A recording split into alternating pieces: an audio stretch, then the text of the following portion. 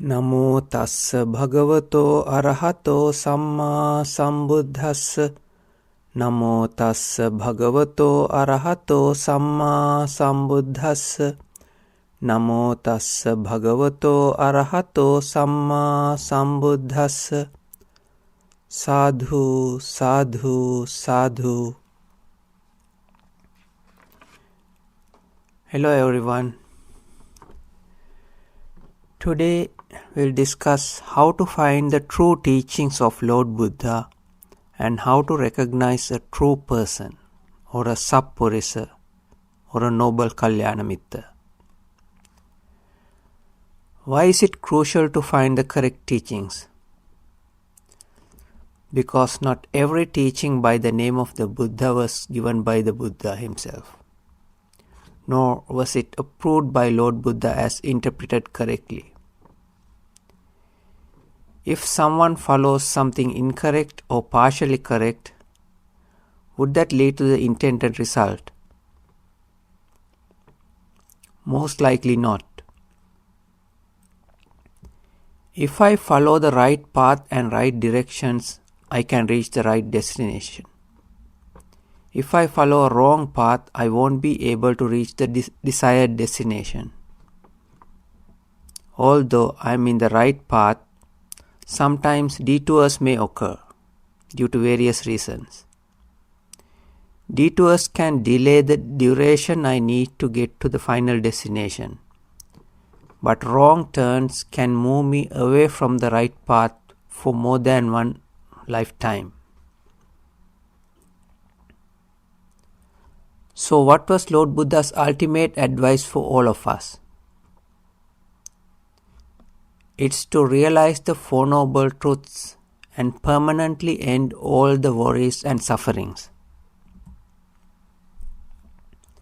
And if that's the case, why did the Buddha sometimes advise some to be reborn in heavenly realms? Reason for that was the Buddha had the ability to see the level of development of 5 mental faculties in each individual and has exactly knew whether that person was capable of realizing the Dhamma and liberate within the same lifetime or not.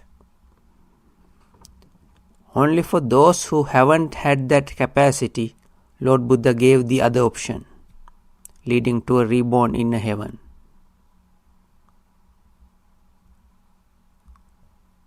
For everyone else, his advice was to finish this cycle in this very life. Unfortunately, Lord Buddha is not alive today, so no one else can see the levels of development of 5 mental faculties in themselves or others. Then what should we do? The only way is to follow his teachings correctly, find the correct interpretations and explanations of the teachings, and follow them the way Lord Buddha told us to do. For that, first of all, we have to find the correct interpretations and the people who do that correctly.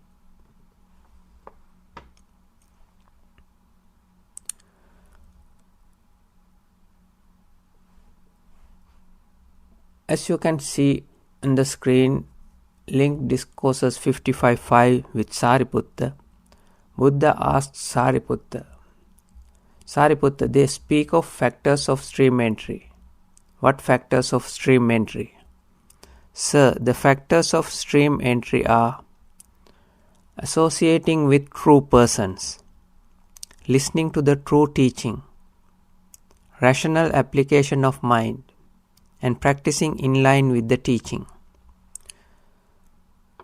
So as we can see, first we have to associate with true persons. Although it's extremely rare, it's not impossible to find such a person who describes the Dhamma correctly. Such a person is called a noble Kalyanamitta or sappurisa or a true person. But this word Kalyanamitta is used in a worldly mundane sense and in noble or supramundane sense. It's like a spiritual friend. In the worldly sense, that's a person who helps and guide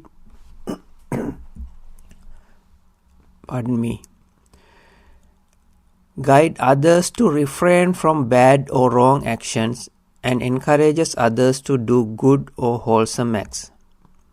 Because these worldly or mundane Kalyana Mittas are still Putujjana or an ordinary unenlightened person, they haven't directly experienced the Dhamma yet.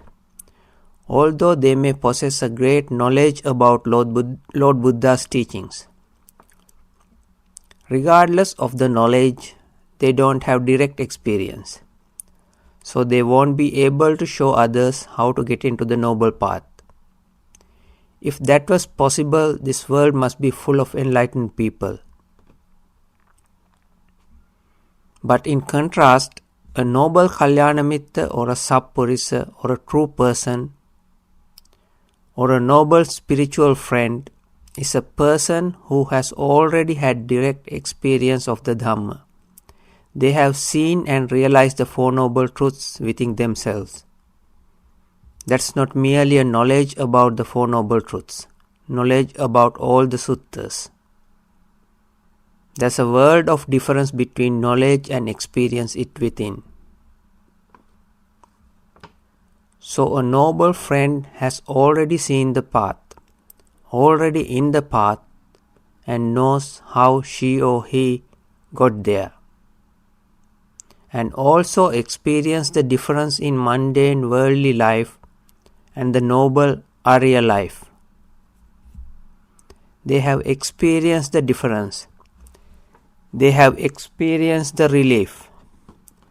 They have experienced the joy of initial permanent liberation.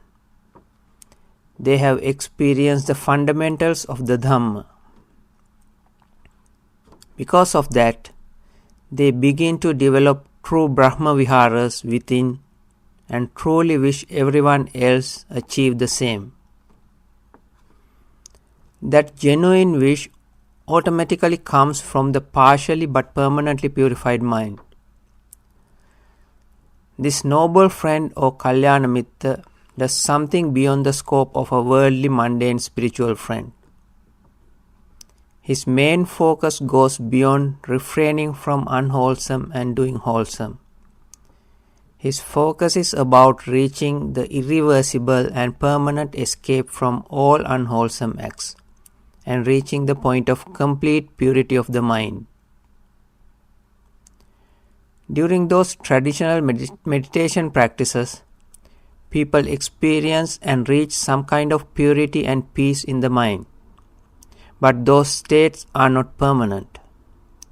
At any point, the mind may go back to its normal polluted state. Those meditations do not guarantee escape from rebirth in any lower realm, and they don't guarantee permanent states of four Brahma Viharas, nor the ultimate liberation or the Nibbana. But as soon as someone entered through the door of Noble Eightfold Path, that person is safe forever. Permanently deleted some programs from the mind, which had the power to take one to a lower realm or a hell realm. That mind will never ever have the power to do 6 actions anymore. These 6 actions were described in several suttas. 6 actions never done by a noble one. First one, never murder own mother. Second, never murder own father. Third, never murder an arahant. Fourth, never shed blood of Lord Buddha with a malicious mind. Fifth, never cause schism in the Sangha. Sixth, they can't dedicate themselves to another teacher.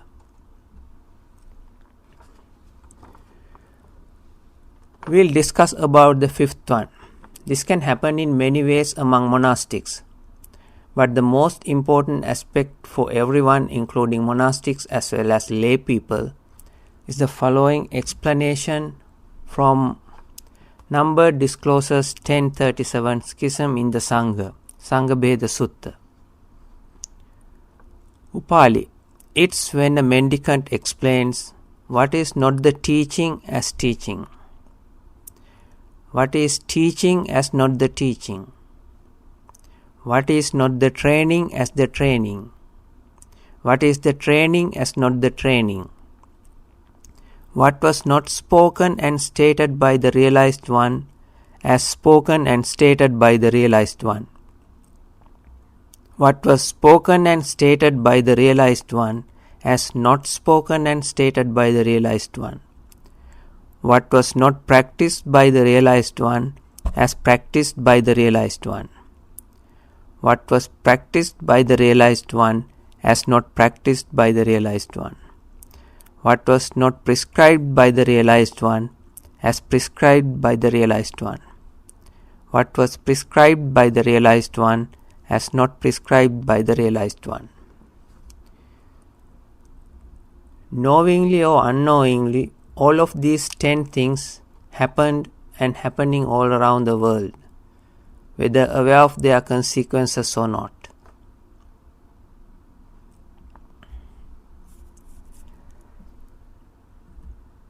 As we can see here,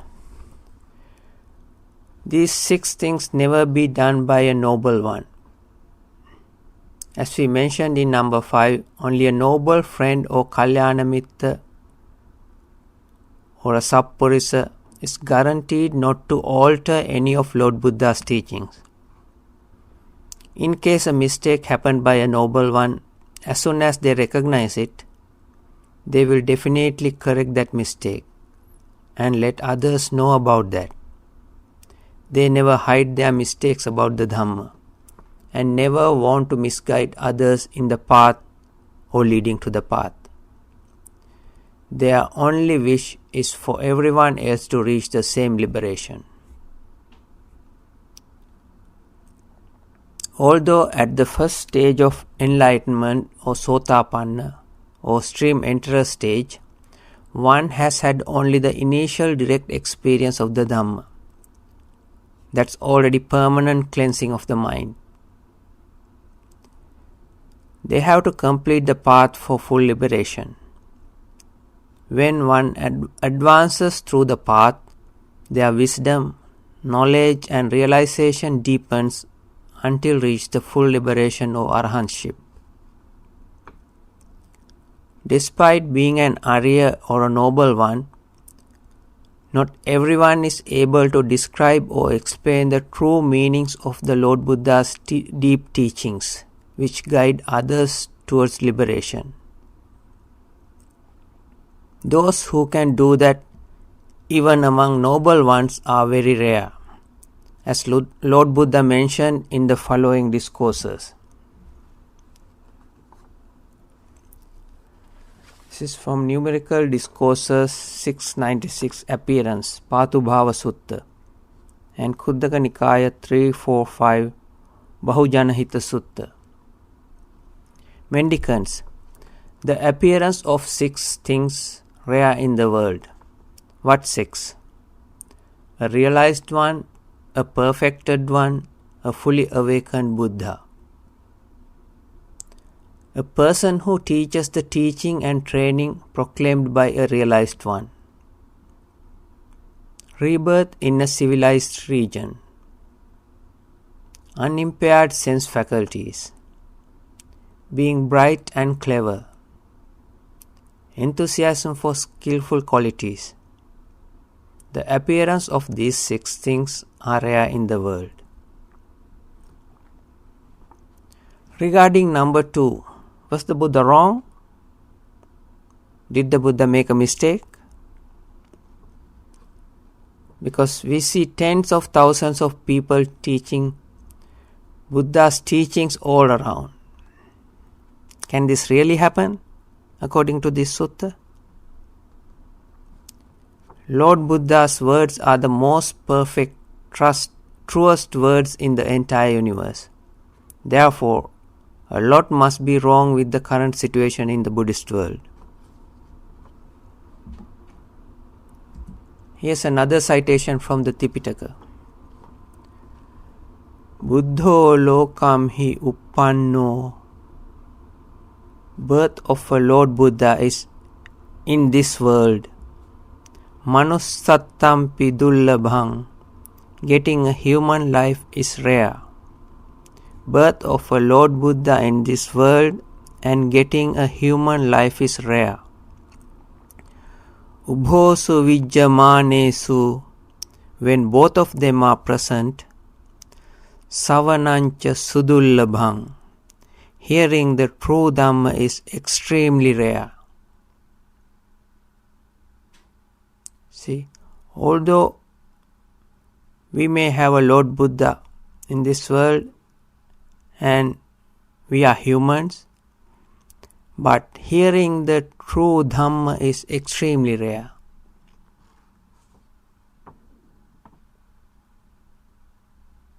That was another example of rarity of hearing the true noble Dhamma.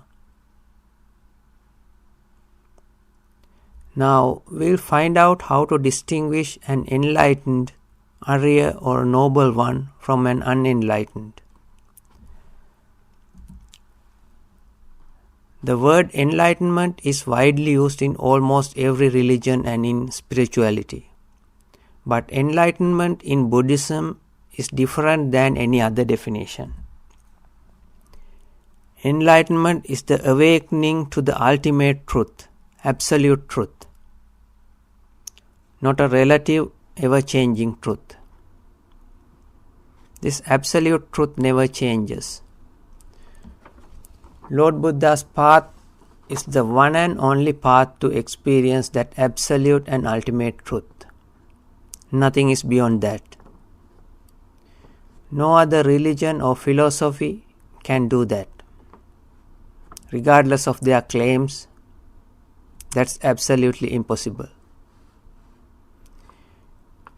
We'll discuss the unenlightened one first, because they cannot show others how to get into the Noble Eightfold Path and they bring a lot of harm to others.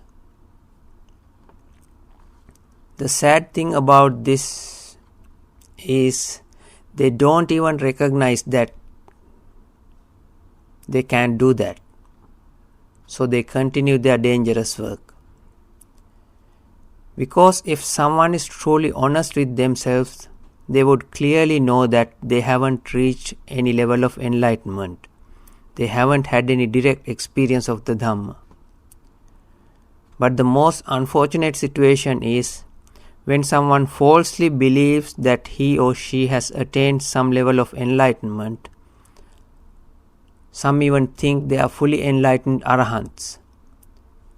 Ordinary people don't know how to distinguish real noble ones from fake ones.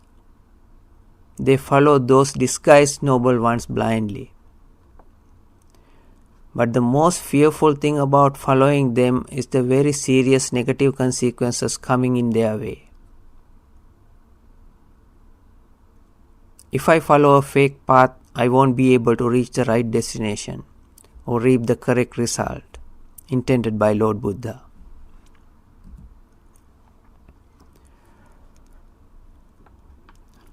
Now we'll discuss some red flags to recognize those who teach Lord Buddha's teachings to others without directly experiencing the Dhamma within themselves. Educational qualifications related to Buddhism. Who has many educational qualifications related to Buddhism from different universities or other so-called Buddhist institutes are hugely misled, because none of those educational institutes are capable of giving Lord Buddha's real teachings and true interpretations. People who value knowledge over realization of the Dhamma go after these qualifications. Have you ever heard or read about Lord Buddha or his enlightened disciples followed any of these courses or advised others to follow those?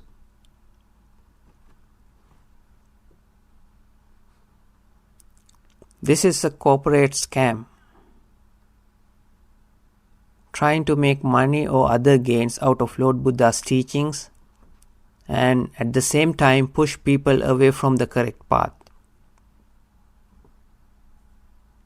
Whoever experiences the Dhamma within will never ever follow these courses. They perfectly know that this Dhamma is invaluable, most precious thing in the whole universe, the hardest thing to correctly understand and experience. But if you are fortunate enough to directly experience it, you will definitely know nothing else in the world could be compared to pure Dhamma. We are 100% confident that none of the educational institutions or programs all over the world, including Buddhist schools and universities, can give anyone the real true Dhamma which leads to the realization of Four Noble Truths. This Dhamma belongs to the Lord Buddha, because only a Samma Sambuddha can reveal this hidden truth and be liberated from all the sufferings and achieve the ultimate happiness without anyone's help. Only a Lord Buddha can teach and guide others how to get there. Besides Lord Buddha, his enlightened disciples have the capacity to guide others towards the liberation.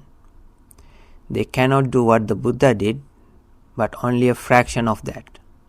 Still, they were, they are, and they will be able to help many people to break free from this never-ending cycle of samsara. Real noble ones never follow those courses to get degrees or other qualifications. They very well understand that they have the ultimate qualification to end all the sufferings. They are guaranteed the final liberation. If someone with these educational qualifications later realize the Four Noble Truths and become an Arya or a noble one, then they will throw away their prior degrees and reveal the world about the worthlessness of those qualifications. The realization of the Dhamma is an experience, and through that experience you gain knowledge. That's an experiential knowledge. Through courses and degrees you get knowledge, but the experiential knowledge and mere knowledge has a night and day difference.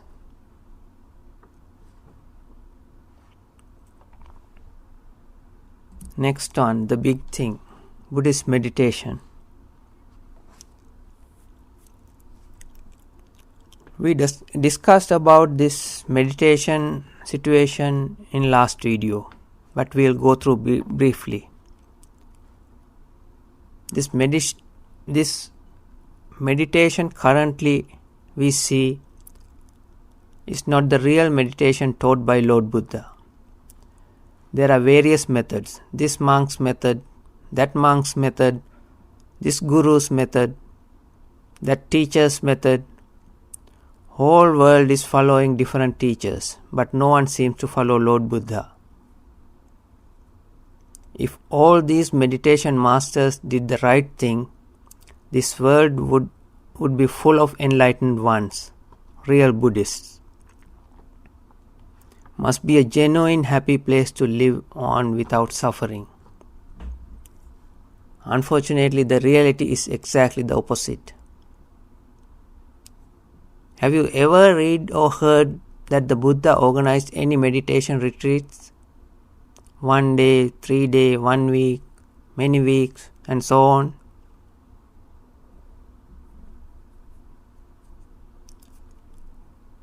The breath meditation is very popular everywhere, but we are 100% sure that those who practice that method as well as those who teach it don't know the most fundamental requirement one has to have before practicing breath meditation.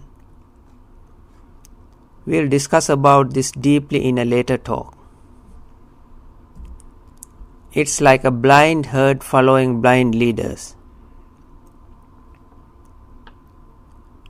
We can see some people focus mainly on meditation and encourage others to always meditate, not telling where that meditation leads. There's a greater possibility that they haven't seen the Dhamma. Because when someone follows one or more meditation techniques passed down by their predecessors without clearly understanding them and where they lead to, they are blind followers. One has to experience and confirm the results of these methods first. If they don't lead you to the ultimate, irreversible and permanent uprooting of unwholesome roots of the mind, please don't follow them. That's not what Lord Buddha wanted us to do. Lord Buddha's only intention was to show us the permanent liberation. And only for those who have not developed their 5 mental faculties, Lord Buddha did not teach any Dhamma leading to liberation. For everyone else, his only advice was to liberate completely. On one occasion, Lord Buddha saw a monk who was an anagami or a non-returner, was lazy to complete the path, and asked him whether feces, regardless of the amount, was smelly or not. And would you like to keep it because it's a tiny bit? The monk answered, "No, Lord." Then the Buddha explained, like that, existence in this samsara for a little while or for a long time is the same suffering, no matter where you are. Doesn't matter if you are in the human world, heavenly realms, or Brahma worlds, or hell realms. There is suffering. Therefore, in order to be free from suffering, one has to break the cycle of samsara. Next one, teachers and gurus. If someone calls themselves a teacher in Buddhism, be careful.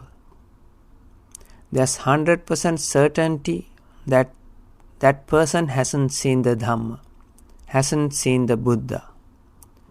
Because the only teacher was the Lord Buddha, and after his final passing, the only teacher is the Dhamma. Whoever realized the Dhamma within will never call themselves a teacher. They call them as a Kalyana Mitta or a noble friend, and help others to enter the Noble Eightfold Path and complete it, depending on their capacity. So, beware of those teachers. Look for Kalyana Mittas or noble friends. Next one, regarding Abhidhamma. If someone says that Abhidhamma is not taught by Lord Buddha and it was later written by someone else, that person has never realized the Dhamma and hasn't seen the Buddha through Dhamma. Please do not trust such a person. Regardless, they have spent their entire life in robes. They cannot show others how to enter to the Noble Eightfold Path. Another important point regarding Abhidhamma is, if someone says that you can't realize the Dhamma without knowing Abhidhamma, run away from that person too. It's a sure sign that person hasn't realized the Dhamma at all. Abhidhamma is an understanding of deep meanings of the Dhamma, which comes naturally after realization of the Dhamma or after establishing right view or Samma Ditthi or after stream entry. We have seen many people try to learn Abhidhamma without having the right view. It's like trying to build a second floor without building the ground floor. Is that ever possible? No. This happens because of our mind's superiority complexes. as we think we are better than others, smarter than others. We want to follow the difficult stuff, harder for the regular people to understand. We have witnessed many people got lost by simply doing this. Some of them blocked the path for themselves for a long time, many future lifetimes to come.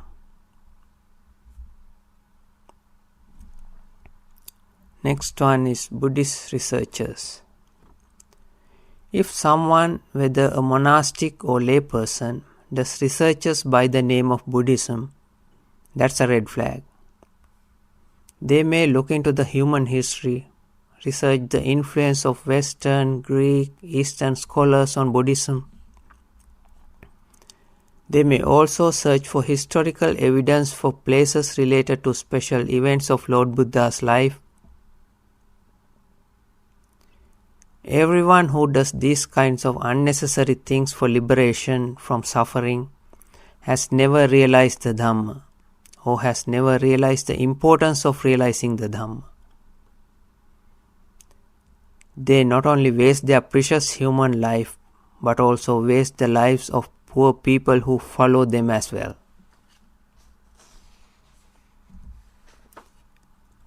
Next, social services. So-called Buddhist leaders who do social services try to eliminate poverty, promote sustainable living, organic farming, involve themselves in politics, do jobs, treat medical conditions and produce traditional medicines. All of them also have not realized the Dhamma and haven't seen Lord Buddha. Next one, Buddhist arts and culture. If someone interested and involved in Buddhist arts, evaluation of Buddha statues, stupas, temples, etc., they haven't realized the Dhamma. Future rebirths in heaven. You may have heard or will hear that some monastics praise the samsara, encourage rebirth in heaven. Those ones definitely haven't realized the Four Noble Truths. I think it's useful to know how Lord Buddha found out the levels of development of 5 mental faculties and 10 paramis in others. Lord Buddha had infinite wisdom, infinite powers. Even when thousands of people in front of him, Lord Buddha could instantly find the exact levels of development of those faculties in each and every one of them within a split second. Buddha had the ability to know who's going to realize the Dhamma and to what extent. And also he knew who has to develop these 5 mental faculties for thousands or millions or more lifetimes in order to do so. So Lord Buddha addressed them accordingly. For those who haven't developed enough, there's no point of teaching the Dhamma which leads to realization of Four Noble Truths. In those cases, Lord Buddha only told them what they really needed to hear. I'm not wise enough to understand how the Buddha did that. My knowledge and wisdom is absolutely zero in comparison to the infinite wisdom and knowledge of the greatest person in the universe. Lord Buddha used 2 of his peerless unequaled wisdoms to determine the level of development of 5 mental faculties in others. Because Lord Buddha's mind is the fastest mind in the entire universe, no one else can ever get even closer to that level, except another Lord Buddha. First wisdom is knowledge of the maturity levels of spiritual faculties or mental faculties. Indriya Paropariyatta Jnana.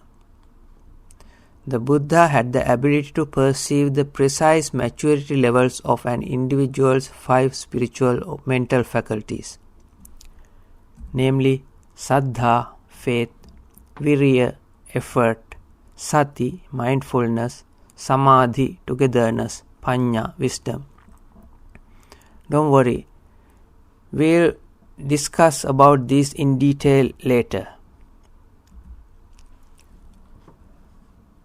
This allows him to understand exactly how ready a person is to understand the Dhamma. The second wisdom is knowledge of the dispositions and tendencies of beings, Asaya Anusaya Jnana. This is the ability to know the underlying tendencies, inclinations, and latent mental defilements of beings. The Buddha understands whether a person is inclined towards greed, anger, or ignorance, allowing him to deliver the specific, tailored teaching that will best benefit them. Next one, Buddhist salads in social media. Salad is a mixture of things having different qualities, sometimes opposite qualities. We can see on YouTube and other social media channels interviews and discussions with people from various traditions continuously. Mahayana, Vajrayana, Theravada, Zen, and so on. If the same channel interviews or holds discussions with many traditions and schools, they haven't realized the true Dhamma. They haven't recognized the real teachings of Lord Buddha yet. They are just groping in the dark. Please don't waste your precious life listening to those channels. Number 10. Doubts. If someone has any doubt about the Buddha, compares the Buddha to someone else, says that Lord Buddha is equal to other prophets or religious figures, or Buddha is one of the good teachers, they have definitely not seen the Dhamma.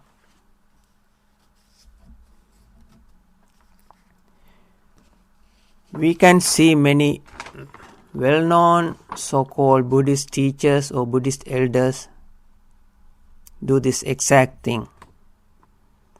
There are many video evidence on the internet showing and proving those people's real state, Asapurisa state.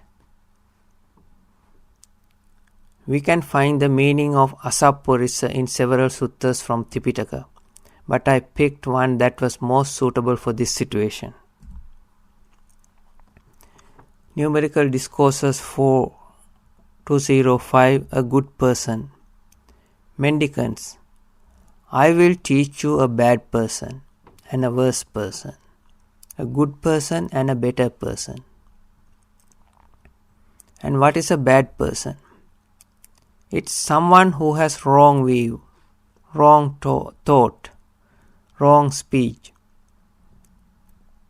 wrong action, wrong livelihood, wrong effort, wrong mindfulness, and wrong immersion. This is called a bad person. And what is a worse person? It's someone who has wrong view, wrong thought, wrong speech, wrong action, wrong livelihood, wrong effort, wrong mindfulness, and wrong immersion. And they encourage others in the same qualities. This is called a worse person. It's obvious that those prominent Buddhist scholars fit best in the latter group. Those people as well as their followers have to face appropriate consequences, whether they are aware of that or not.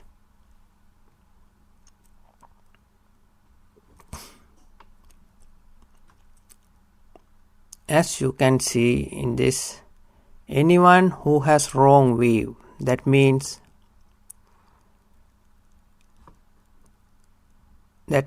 everyone except noble ones, included in these two groups,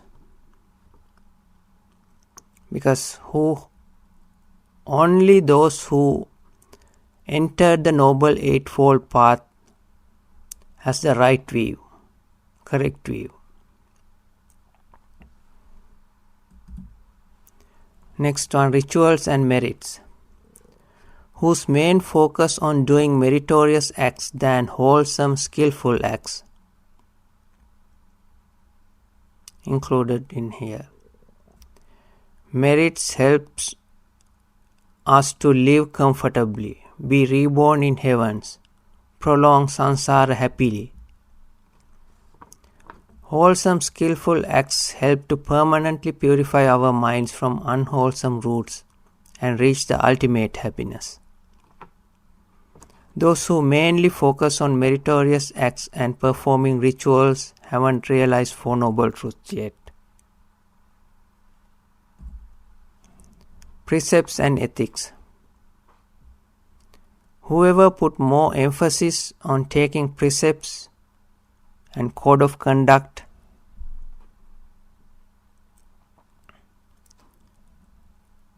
this doesn't mean we don't need precepts and code of conduct, but precepts and code of conduct naturally develop when someone realizes the Four Noble Truths and enter the Noble Eightfold Path.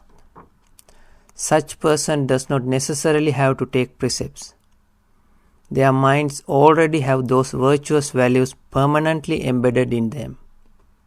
Therefore, they don't have to take precepts.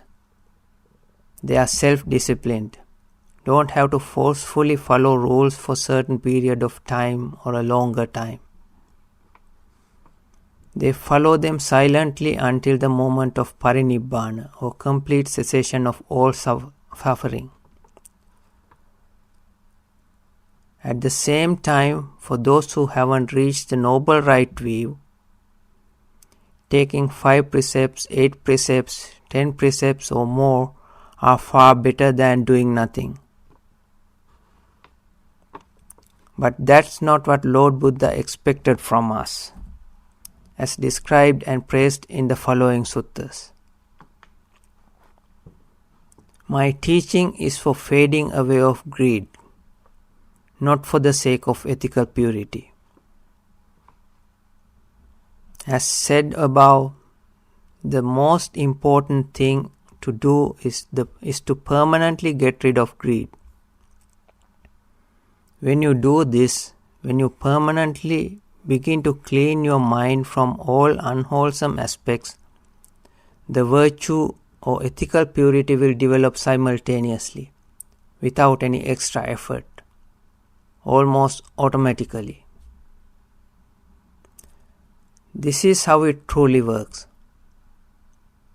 Only a person who got there understands and experiences this.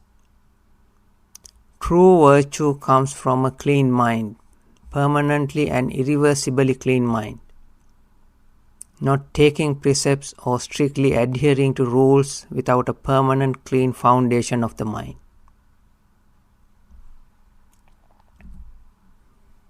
Next one, Buddhism and modern science. Anyone who tries to prove or validate Lord Buddha's teachings through modern science has not seen the Dhamma. So-called modern advanced sciences will never be able to reach even close to Lord Buddha's teachings. They will never prove or validate these teachings, as these ever-changing sciences never can understand the never-changing ultimate truth revealed by Lord Buddha. On the other hand, Lord Buddha's teachings can explain and solve all the problems these sophisticated sciences are stuck in. Therefore, avoid all Buddhist masters who try to prove or compare Lord Buddha's teachings with these modern sciences. Next one, quicker and easier ways to enlightenment. If someone says, I found a better and easier way to meditate or realizing the Dhamma, that person clearly has not experienced the Dhamma, because such a person tries to override the words of Lord Buddha and will face appropriate consequences. Not only them, everyone who follows them also has to face negative consequences accordingly. They will definitely be lost in the samsara without getting onto the path of liberation for a long time.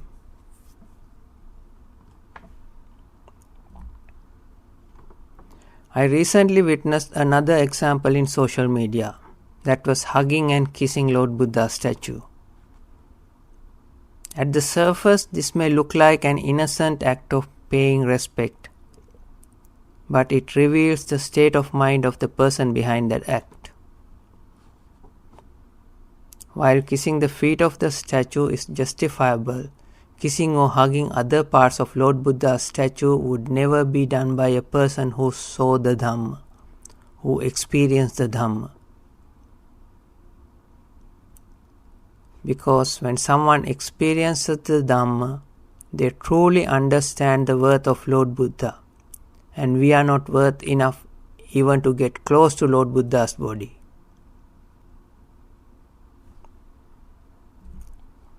Next one, lay arahants. If a lay person ever says that he or she has attained full enlightenment, also known as arahantship, that's an outright lie. Because if someone attains that level as a laity, he or she will pass away the same day, unless they become a monastic the same day. Because the lay life would not go hand in hand with fully purified, fully enlightened mind. That purity of the mind is unbearable to a lay person. So please do not trust lay arahants.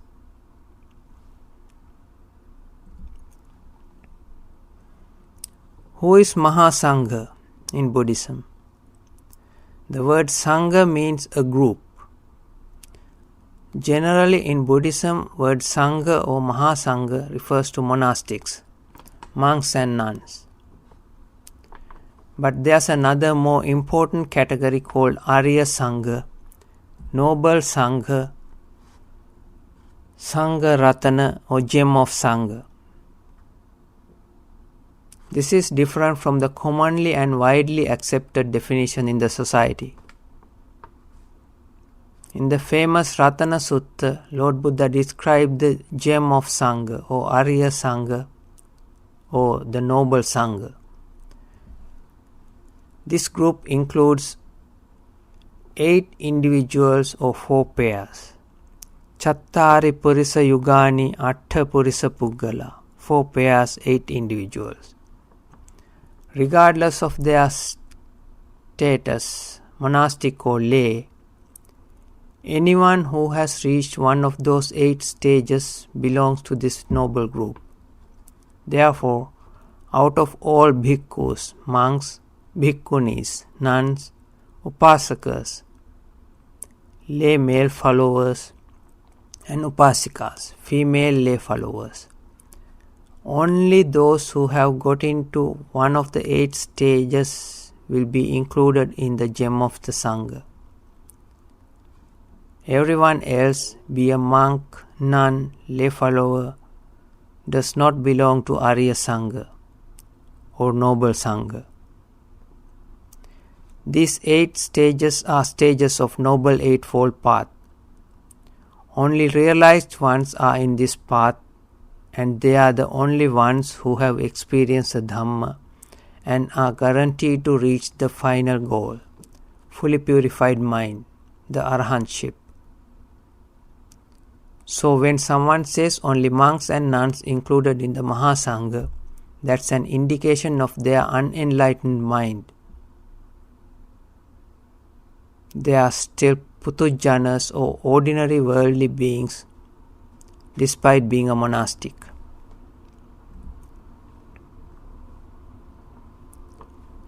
Later commentaries on Lord Buddha's teachings. If a monastic or laity trusts later commentaries like Visuddhimagga than the Tipitaka itself, they haven't experienced the Dhamma. Those people won't be able to help others realize the Four Noble Truths. Although it's very popular, that's the bitter truth. Next one. What is Buddhism?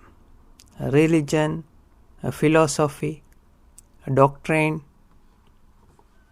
If someone says Buddha's teachings are a philosophy or a doctrine, that person has not seen the Dhamma or the Lord Buddha. Lord Buddha's teachings reveal the absolute truth of life, the true nature of life and the whole universe. Nothing beyond that truth. Nothing is hidden from it. Any other religion cannot do that. In that sense, Buddhism is not a religion. You can't compare anything to Buddhism at all. Next one, Buddhism and AI, artificial intelligence. Trying to see Buddhism through AI. Recently we began to witness this a lot. Those who do that haven't realized the Dhamma yet. They even have no clear idea about the Dhamma. That's why they try to see Lord Buddha's teachings through AI. Although this is not the end of the list, I think we were able to cover the major points.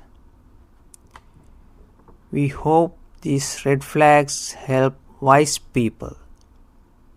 Not everyone, only the wise people who are looking for the true teachings of Lord Buddha, to distinguish genuine Buddhists from the fake and avoid the disaster. These wrong things happen over and over because there are many forces working against Lord Buddha's pure noble teachings to prevent people from realizing Four Noble Truths and escape from suffering. Those forces don't want people to escape from suffering. That's the reason. During these initial discussions, we focus mainly to show what is wrong and why it's wrong. Please listen to them multiple times. If you are open-minded and are able to think freely, you will recognize the errors. We have to find what's right and what's wrong, rather than who's right or who's wrong. This effort is to help the seekers of the Dhamma to break free from the traps they are stuck in.